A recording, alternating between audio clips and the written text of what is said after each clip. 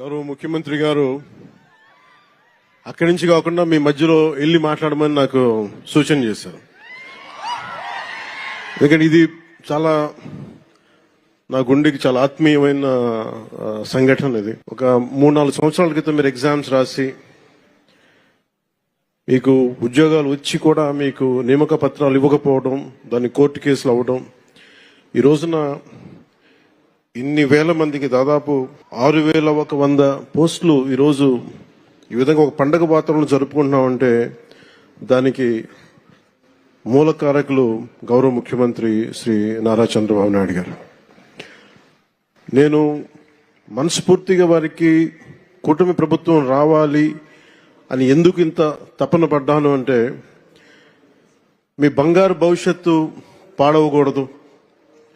మీలో ఎంతమంది ఇందాక ఒక్కొక్కరితో కథలు వింటా ఉంటే మీ 6,100 మంది దాదాపు 4 లక్షల పైచిలుకు యువత ముందుకొచ్చి పోటాపోటీగా ఎగ్జామ్స్ ప్రవేశ ఉత్తీర్ణ పరీక్షలు చేస్తే దాంట్లో కేవలం 6,100 మాత్రమే సెలెక్ట్ అయ్యారంటే అంత టఫ్ ఎగ్జామ్ ఇది.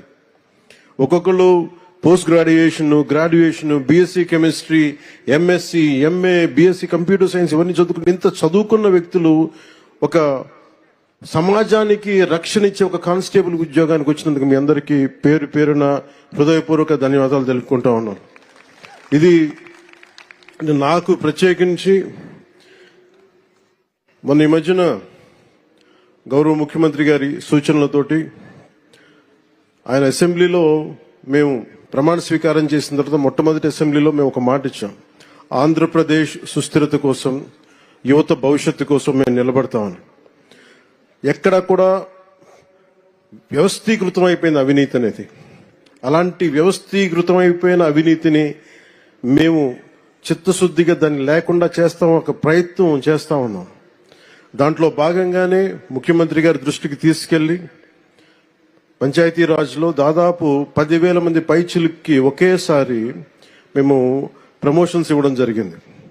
ఇది ముఖ్యమంత్రి గారి దార్శనికతకి, వారు పంచాయతీరాజ్ వ్యవస్థలో ఎలాంటి అవినీతి లేకుండా ముందుకు తీసుకెళ్లిన వారి సలహాలు, సూచనలే నేను 10,000 మందికి మేము ఒకేసారి ప్రమోషన్లు ఇవ్వడం జరిగింది. అదే కోవలో 6,000 మంది దాదాపు 4 నుంచి 5 సంవత్సరాలు అనుకుంటారు మీ అందరూ మీ ప్రవేశ పరీక్షలు రాసి నియామక పత్రాలు వచ్చిన తర్వాత ఇవ్వలేకపోయినందుకు ఒక 3.5 సంవత్సరాల విలువైన కాలం కోల్పోయారు అందరూ. ఆ కాలాన్ని ఎవరు తిరిగి